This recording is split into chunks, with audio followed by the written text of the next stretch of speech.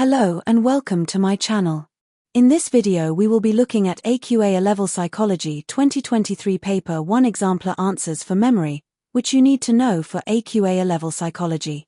I hope you enjoy this video and find it helpful. Let's get started. Please note that these answers have been produced with knowledge of the mark scheme but have not been approved by the mark scheme themselves. There are 3 assessment objectives, AOs, in psychology. In this video they are color-coded. AO1 Knowledge, purple. AO2 Application, blue. AO3 Evaluation, red and green. 2 groups of participants took part in a memory experiment. The researcher read 20 words to the participants. Participants in Group A had to write down the words immediately after they had heard them. Participants in Group B had to write down the words after they had read a book for 1 minute. The researcher noticed that participants in Group A generally recalled words from the beginning and the end of the list. Participants in Group B generally recalled words from the beginning of the list only. Question 1. Outline what is meant by standardization and suggest one way standardization could have been used in this experiment. 2 marks. Standardization is when formalized procedures, instructions, and materials within an investigation are kept the same for every single participant involved in the research process. One way that this experiment could be standardized is by using the same word list for both groups. Question 2.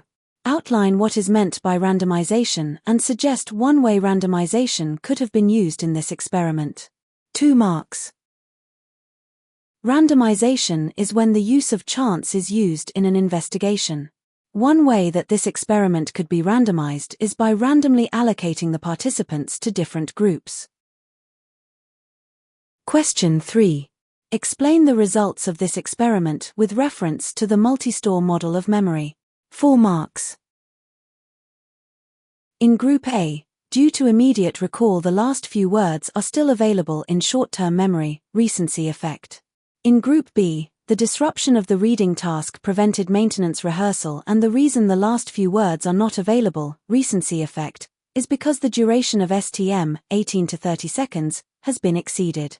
In Groups A and B, the first few words are rehearsed and transferred to the long-term memory, primacy effect, and the poor recall of words in the middle of the list is due to displacement from the later words, decay of earlier words in the list, and the limited capacity of STM, 7+/-2. Question 4. Discuss research into the effects of anxiety on the accuracy of eyewitness testimony. 16 marks. Deffenbacher, 1983, reviewed 21 studies and suggested that the relationship between anxiety and the accuracy of eyewitness testimony follows an inverted U as proposed by the Yerkes-Dodson, 1908, curve hypothesis.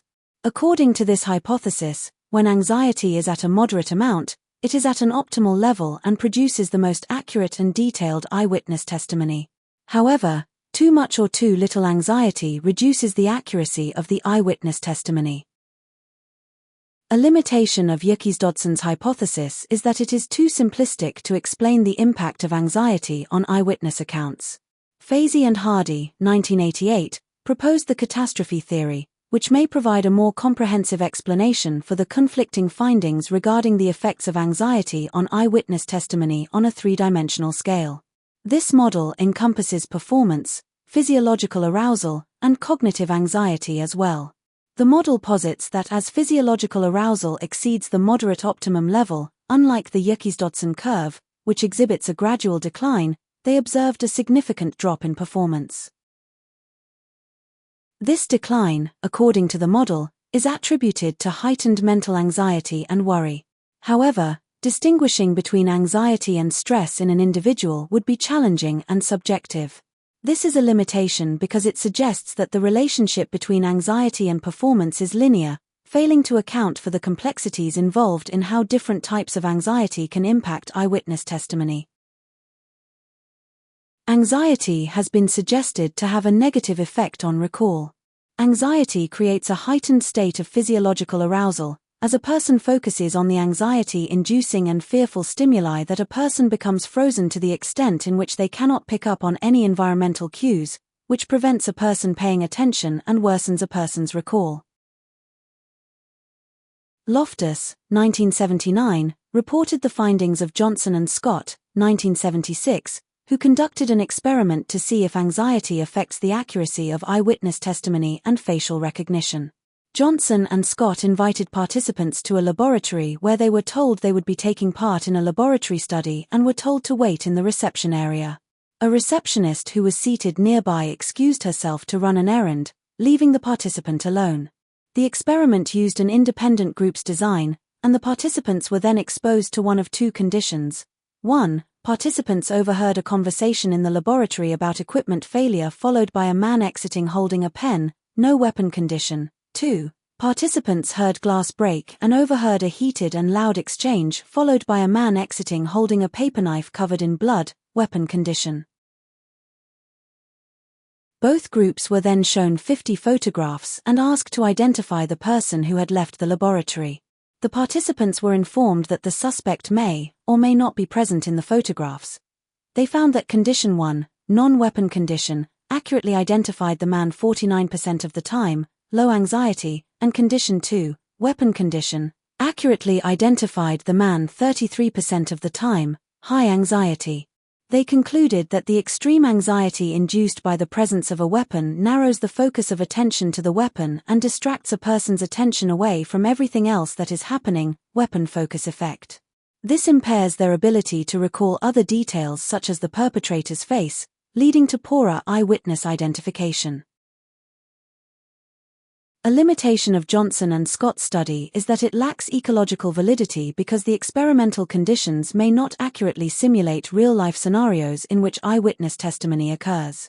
In the study, participants were placed in a controlled environment where they observed a simulated crime involving a weapon. However, this setup does not capture the complexity and unpredictability of actual criminal events. In real life, witnesses experience various emotional responses, such as fear and stress, which can significantly influence their memory and recall abilities. The participants may have also anticipated that something may be about to happen, due to the artificial nature of the environment, which could have affected the accuracy of their judgments. This is a limitation because it suggests that findings and conclusions may not be able to be generalized to real-world situations where individuals are confronted with genuine threats. A limitation of Johnson and Scott's study is that it may lack internal validity. The participants may have focused on the weapon because they were surprised rather than anxious and scared. Pickle, 1998, conducted a laboratory experiment to investigate whether weapon focus is due to the usualness of an object or the threat that an object poses. 230 participants watched a 2-minute video of a hair salon reception handing money to a man holding either scissors, a handgun, a wallet, raw chicken, or nothing. The participants then filled out a questionnaire related to the receptionist and the man and what he did. The study found that eyewitness testimony was poorer in high usualness. This is a limitation because it suggests that the findings may not accurately reflect real-life situations where the presence of a weapon could evoke genuine fear and anxiety in witnesses. Anxiety has been suggested to have a positive effect on recall.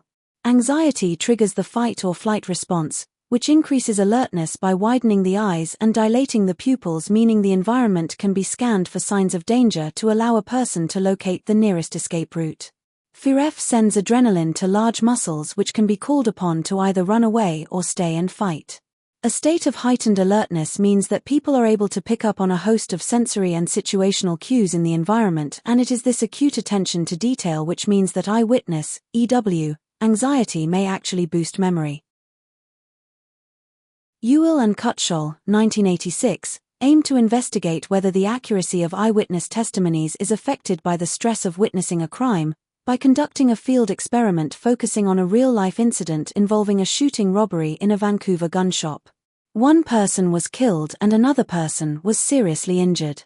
21 witnesses observed the shooting and were originally interviewed by investigating police, and 13 witnesses, aged between 15 and 32, agreed to take part in Ewell and Cutshall's follow-up research interview. 4 to 5 months later, which were then compared to the original police report taken right after the crime. In both sets of interviews, the eyewitnesses were asked to give their account and follow-up questions were asked. The researchers asked two misleading questions. Half the group were asked if they saw a broken headlight whilst the others were asked if they saw a broken headlight. There was no broken headlight. Half the groups were asked if they saw a yellow panel on the car and the other half were asked if they saw a yellow panel. The panel was blue. The witnesses were then asked to rate their degree of stress on a scale of 1 to 7, as well as being asked if they had had any emotional problems since the event. The researchers collected approximate over 1,000 details compared to the police who collected approximate 650. They found that the eyewitness testimonies where participants reported high levels of stress were the most accurate even after several months, with all major details of their reports remaining the same and only minor details, including estimates of age, height, and weight changing.